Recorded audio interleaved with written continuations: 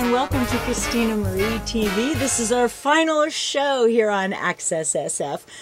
So sad, but tonight we have a wonderful guest for you, so please help me welcome from Lolo's Boudoir, photographer Lona Morch. Did I say it correctly? Is it Morch? Lona Morch. I know, it's hard to say. Morch. It's easier to say when she brought champagne, which we're celebrating. Lona, very good. Ching-ching. So tell us a little bit about the type of photography that you do. What is your particular slant?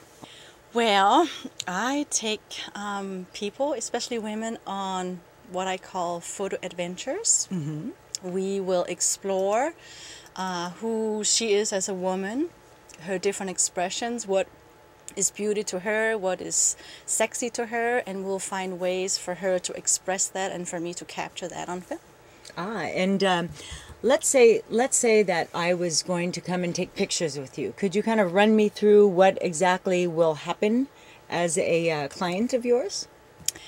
We would meet preferably at my studio, so you could see, one location that I offer. I have a lush boudoir studio that's filled with antiques and props and just fun stuff. And then we would get to know each other some, talk about, who you are, what your initial inspiration was. We'd talk about different sides of you and how we can create a situation that will really help you bring that forth. Mm-hmm. And do you find at that point that people have a preconceived idea, of what it is that they really want, or what they think sexy is, so that they just want like the pin-up sexy, or is that usually the first thing that most people go towards? There's some of that, but I also think a lot of people come to me because they are maybe a little fatigued with media's beauty standards and sort of the stereotypical look of sexy. And I think they're curious to claim their sexuality and their beauty in a way that they can relate to, they can connect to. So we will do some that's fun. Maybe we'll do some pin-up, but we will do other things too that's maybe more speaking to this person. Mm-hmm. Now, what inspired you to start Lolo's Boudoir? I mean, has that photography always been an interest to you, or is this something fairly new? That's a good question. Mm-hmm. There's many answers. The short and sweet would be that I was photographed spontaneously by a friend to give my then husband a set of pictures of me, and it was so much fun. I photographed her, and we talked, every woman should try this. The longer version, as I have thought more about it, is that at the time I was really sort of coming into myself as a woman and realizing that I couldn't be looking for validation or someone else to tell me that I was sexy, or I realized I really had to own it myself. I really had to go on this discovery. So who do I want to be as a sensual woman? How is that going to be expressed in my life? And as I was photographing women and learning about their questions and inquiries about that same topic of being a woman, what does it really mean? As we grow from teenager to woman to mother, there's so many stages we go through, so it's kind of hard to go through all these processes. And I think one thing fed the other as I was teaching these women to maybe step into their sensuality and be sexy. I at the same time was having my own process going on. Mm-hmm. That's really interesting. So when a woman comes to you, do you see her sexiness when she comes in the door, or does that have to come out and develop through the photography session? Can you kind of tell when you see someone what poses you might get from her? It's an interesting question. I do think that once I spend time with people, I start seeing them in that photographic way. I see how the light brings out features. I see where their eyes pop. I see little gestures that they do. Mm-hmm. But I think for the most part, when people come to me, I really invite them into this space where they can be completely free to be who they are that day. Sometimes people may have a hard time. There's something going on in their lives, and we clear that first, and then we get to what are we trying to do. Mm-hmm. And also, I think I always try and make a contract with people.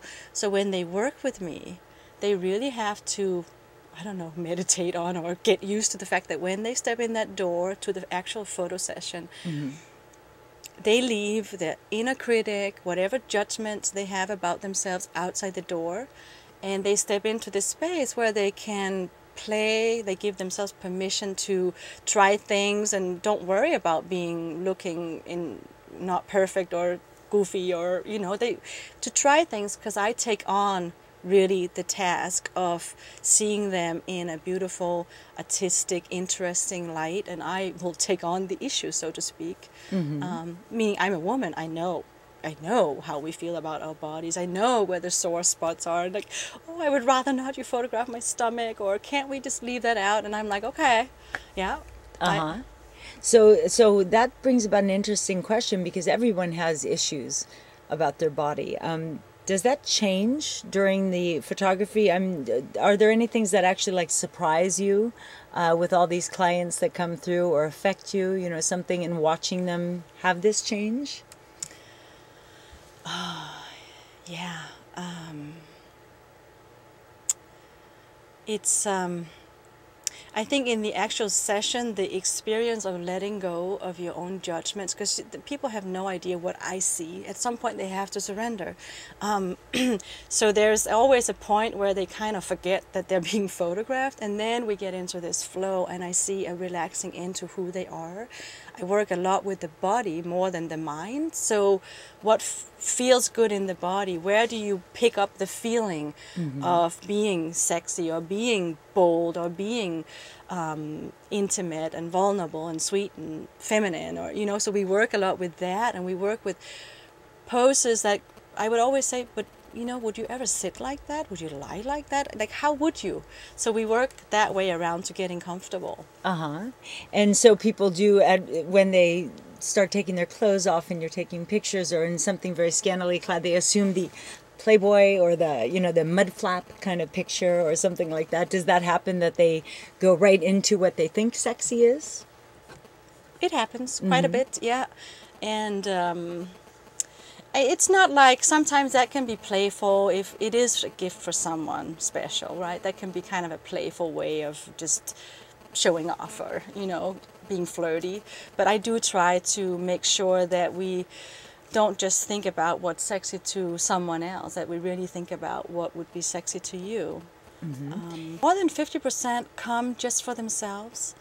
And then I think others might come for, there's a milestone birthday or a wedding, or I don't know, different events in life that they give them the excuse to do this. But I think everyone comes back to me and tell me, regardless of the pictures, the experience was really what help them step into and become more comfortable with who they are, with their sensuality. And it's almost like you talked about change. I recently had a talk with a client of mine who I photographed several times, and I wanted to actually sit down and understand how this has affected her. And even this is the first session we did, is a couple of years ago, and her talking about it, she was in tears. It really had a huge effect on her, coming into her power and taking responsibility for her own happiness and bliss in her life, regardless of what that meant for her relationship and her general life. And I personally was moved, because sometimes I don't know, I have a sense that people really get that boost of their self-esteem, and I know that they write to me years later and say, oh, I still look at the pictures when I have a bad day. That's I look amazing, at them, yeah. But to actually sit with someone and see that this was part of their journey in life, and it was like, oh, it's wonderful. It's very encouraging. I never cared much for moonlit skies. I never winked back at fireflies. But now that the stars are in your eyes, I'm beginning to see the light. I never went in for afterglow or candlelight on the mistletoe.